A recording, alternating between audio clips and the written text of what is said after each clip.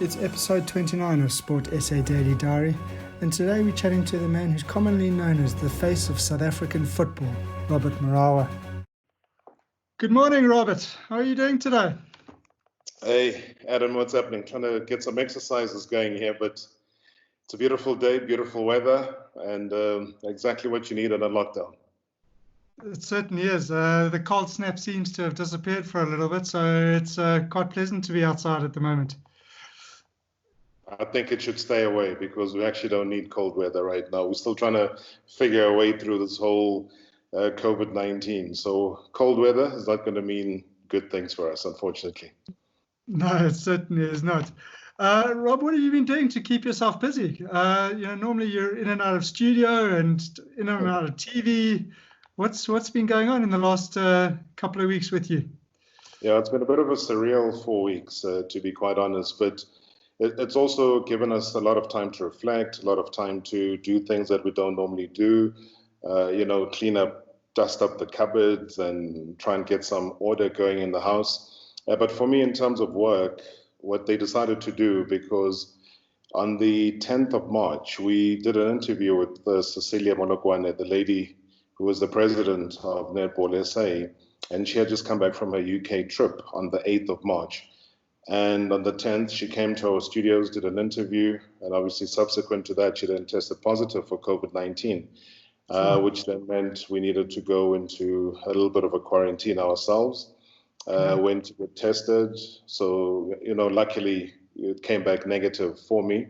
But we still took a decision that, listen, with so many people coming in and out of a studio on a daily basis, it probably makes sense, just for me to stay away, for me to do the show from home. So luckily, the SABC were very proactive, brought some equipment.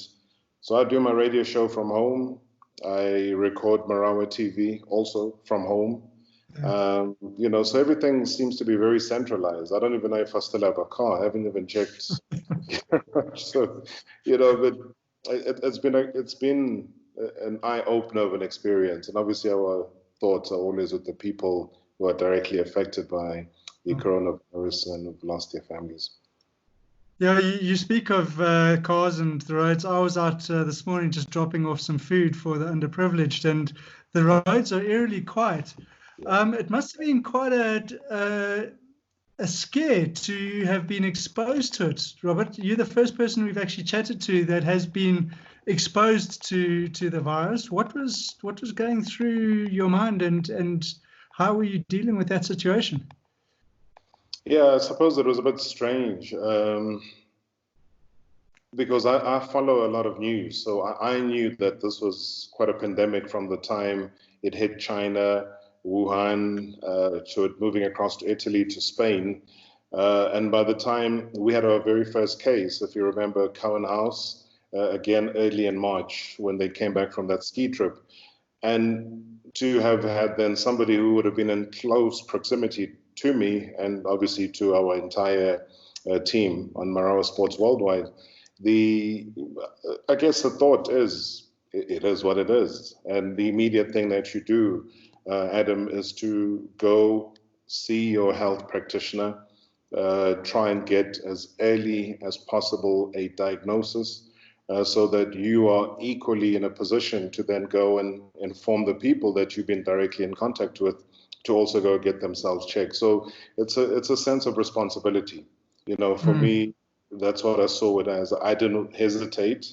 We literally went there the following day, phoned the GP. He arranged, I went through. I mean, there were no signs of coughs or sneezing or sore throat, but you don't want to wait for that, so you want to be proactive. And luckily, we got such a fantastic team of medics that we did our test on the Wednesday. By Thursday, 11:30, the doc was giving me a call. He says, listen, your results have come back. I'm going to email you the full medical of it. But don't worry, it's negative. So from that, you then see for yourself that, at least you don't have to try and now do an elimination process, because that's what it takes. And you go and inform other people. So for me, it was just a case of, you know what, if we can work from home, let's work from home. And if we can make things happen without interacting with other people, so be it. But yeah, I mean, you do get worried. Yeah, no, I'm sure. And I think South Africans have taken on board pretty well. I was listening to an interview this morning from the WHO, and they were saying how well South Africa's done with it. So it is great to see the majority of the country having adapted to it. Robert, let's go on to your career. You've had an amazing career as a TV presenter, journo, radio personality, MC. Where did it all start? Were you a sports lover at school? Did you play any sports at school? Were you ever hoping to become a professional sportsman? Where did your love for sport start? Well, it started at school. You know, we grew up on a farm, and the farm, as you would know, it's just homesteads, and there's no immediate neighbor, and you're all scattered around all over the place. So I made very good friends with a bicycle that my dad had bought me.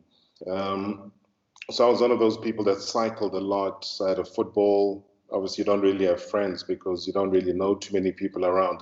So you kick a ball around, you cycle a lot, mow the lawn, you know. So I was like a sign of fitness, man. And as I grew up, I kind of, the one thing that I really wanted to do was to try and cycle from Durban to Pietermaritzburg, for example, or Maritzburg to Durban, whichever way it was. So that was the one dream. The other dream, I pictured myself one day playing at Wembley Stadium, playing, you know, football for whatever team that it was going to be. But in my mind, I was bloomin' Maradona. I could do anything with the ball, you know. But those were, you know, childlike dreams that I had.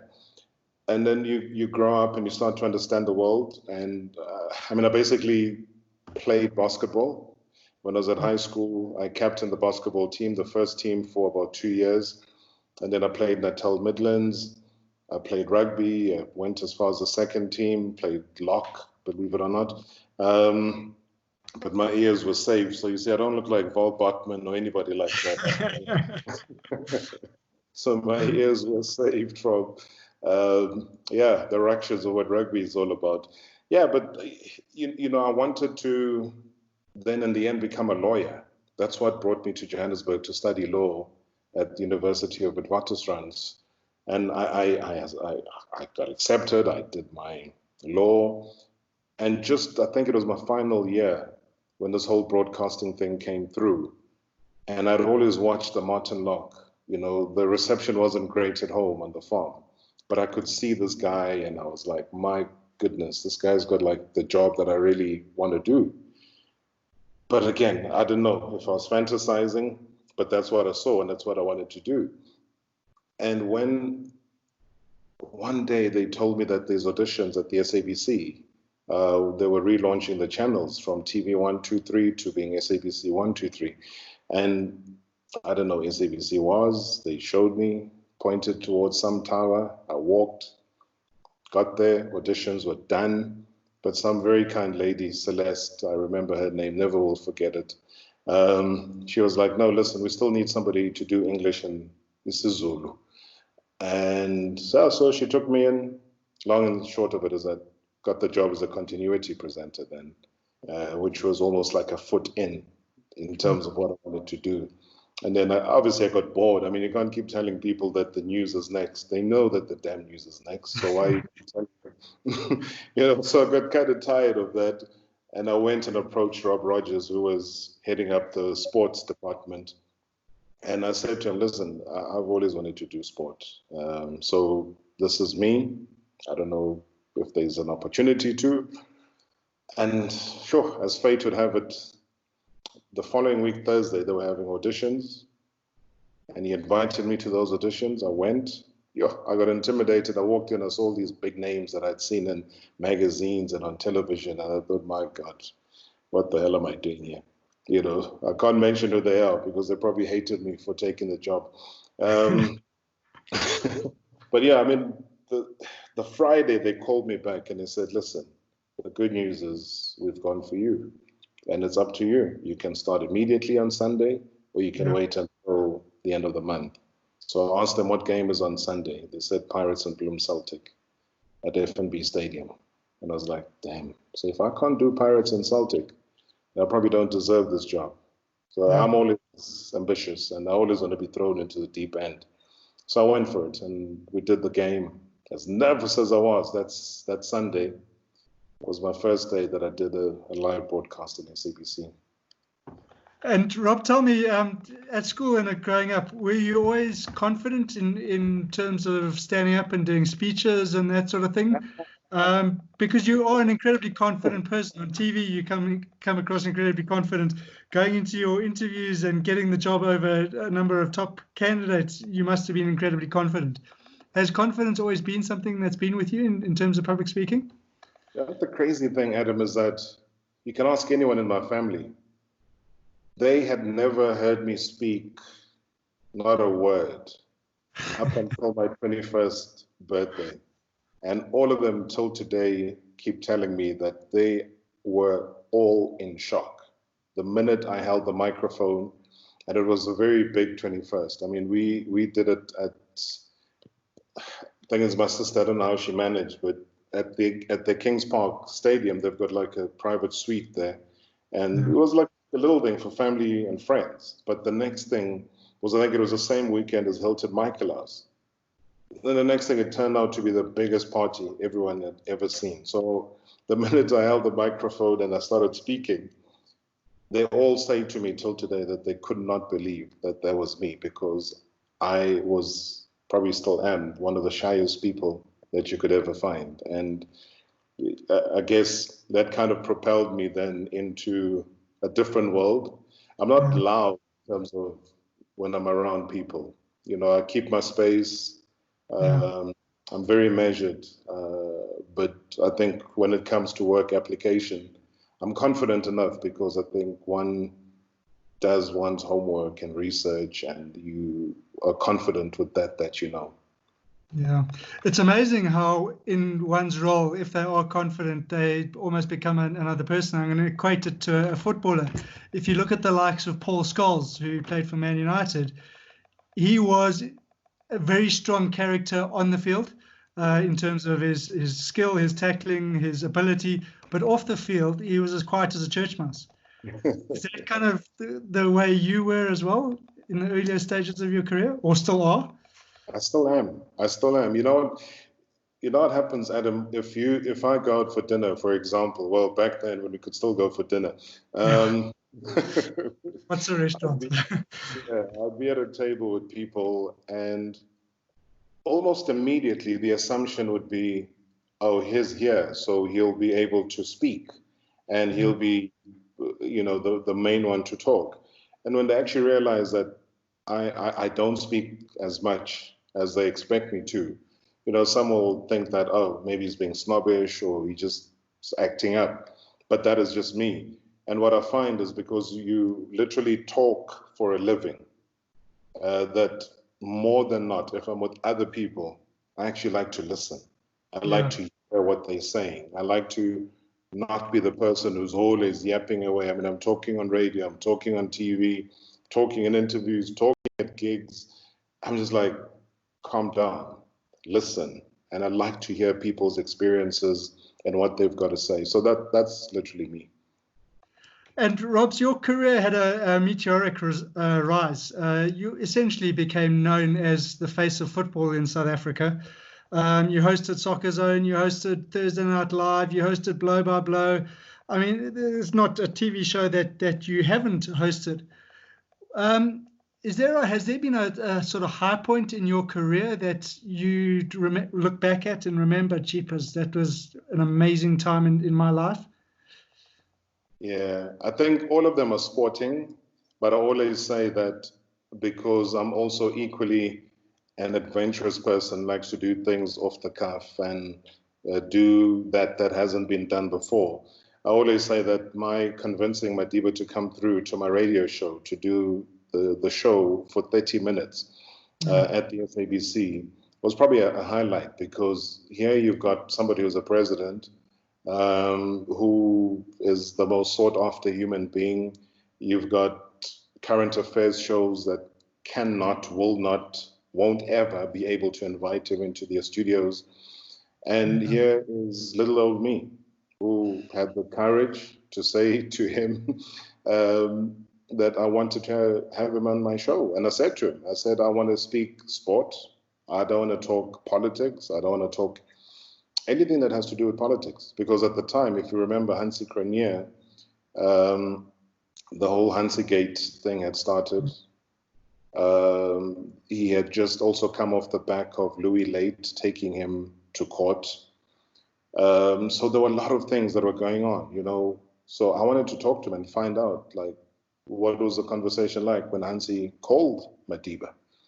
And also wanted to find out what it felt like having spent 27 years in jail and having been this Ravonian trialist. And then the next thing, you being called by Louis Late to go to court. Yeah. And, you know, it's juxtapositioning all of those things. It was my intention to try and say, what can I extract out of him? And also not losing sight of the fact that he was an athlete himself. He was a former boxer. He loved boxing. And he did. And, you know, Zelda Lachransi was there, and she made sure that he came through for the interview. And it was the most beautiful moment for me, radio-wise, because here you're bringing a statesman who loved sport, was able to be as eloquent as possible in all the areas that we speak on. And believe you me, I still listen to that 30 minutes of radio till today, at least 3 or 4 times a year, just for a little bit of inspiration to say, you know, it was possible. It was possible. And you can literally almost do anything. That's something, Rob, you should actually share to a wider audience. I'm not sure if it's a personal thing but yeah, I mean, I for one would love to hear that interview. Yeah, sure. I mean, I'll definitely send it through to you. And I guess now in the modern world of podcasts, I think it's actually a great idea. A lot of people keep asking me for that. You know, maybe I'll pop it onto my Twitter page as well as a podcast and allow people to listen to it. Because I think a lot of things that still hold dear today were some of the things that he talked about. You know, I look at this proudly transformed rugby team that went and won the Rugby World Cup in Japan. And a lot of the utterances that Madiba said in that interview were things that are now happening. You know, people might not have understood what transformation is.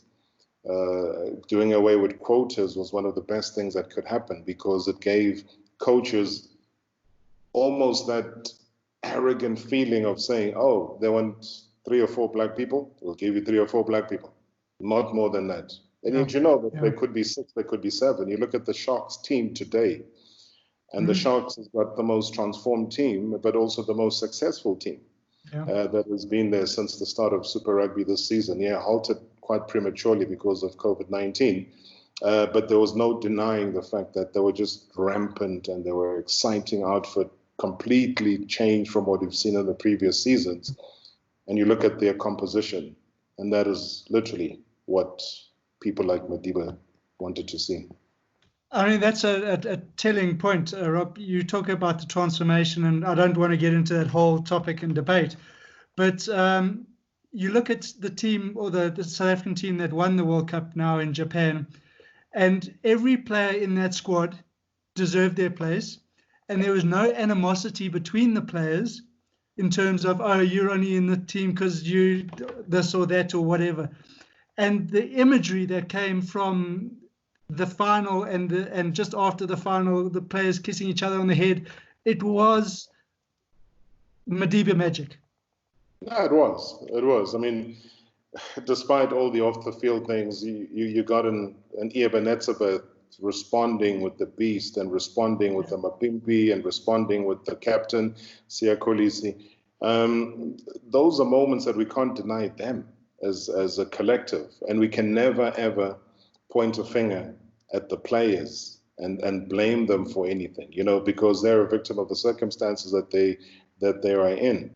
That is why it was always going to be difficult for Chester Williams to say anything at the time that he was part of that Springbok team in '95.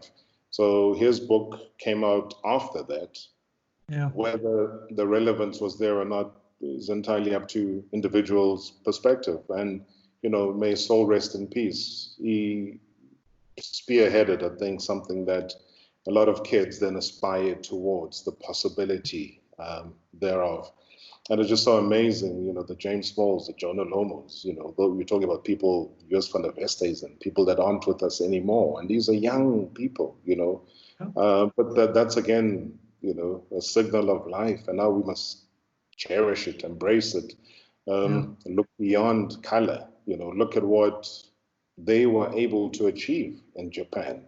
The Guijo squad that was here in South Africa singing Isikosa, lovely music that they were singing, whether you call it anthems or whatever you want to call it, but they were able to bring life to cricket fields, whichever cricket field there is, they were able to go there. So South Africa is really about that. It's just the pity that sometimes you get really, what I would call anti-change people within the structures of rugby at Saru. At times I think they're also just victims of their own arrogance at times, and they just need their butts kicked from time to time. Yeah. Completely.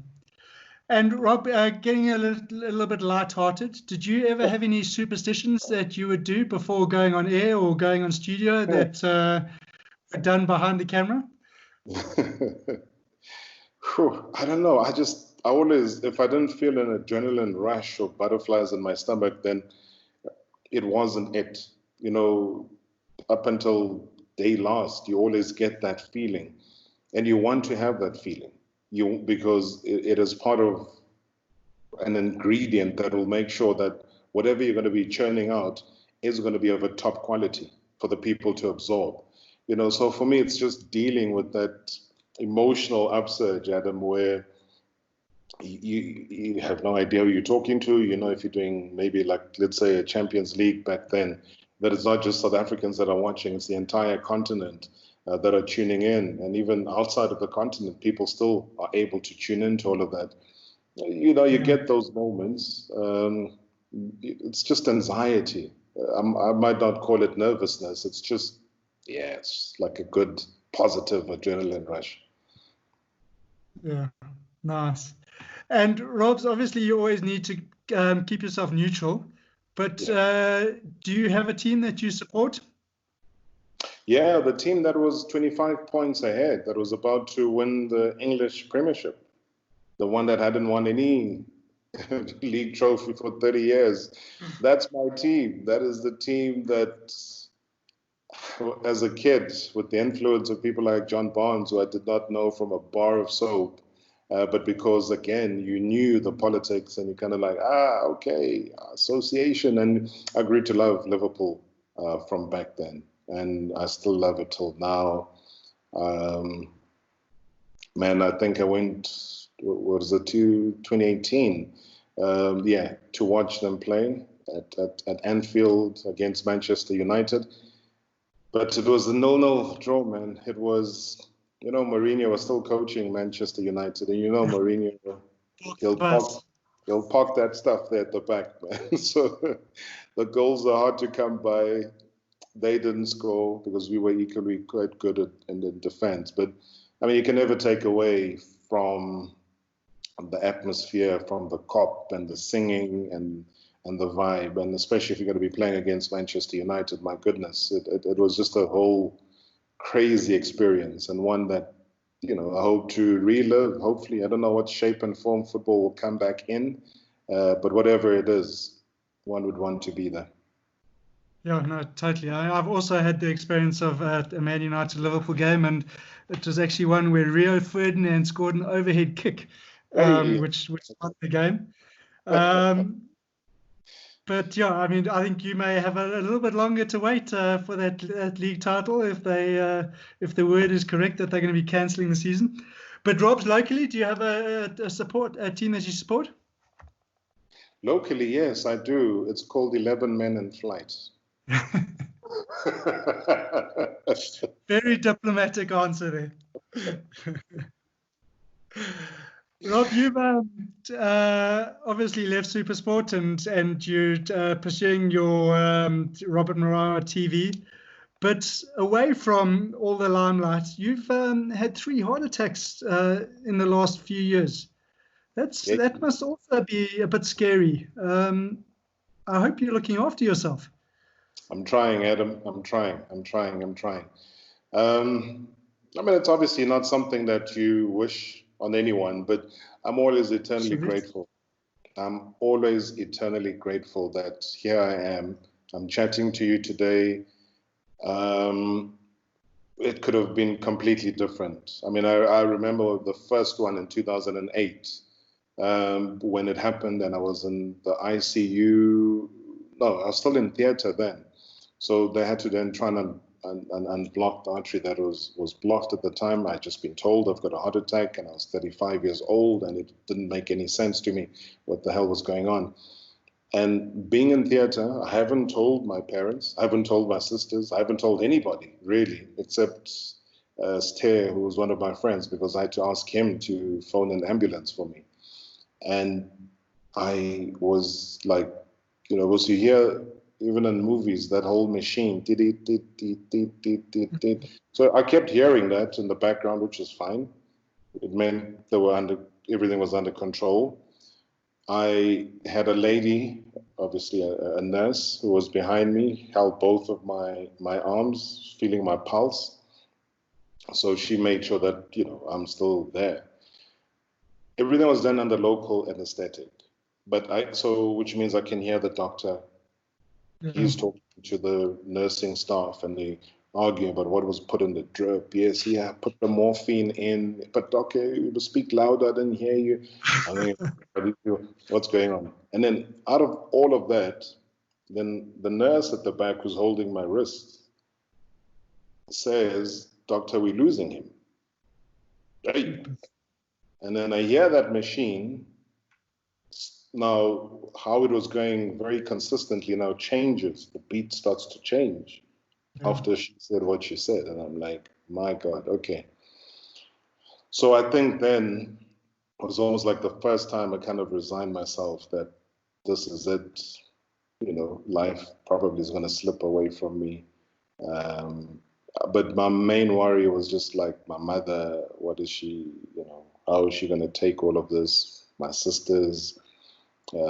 Obviously, I hadn't had my son then, but it was just like I haven't told anybody.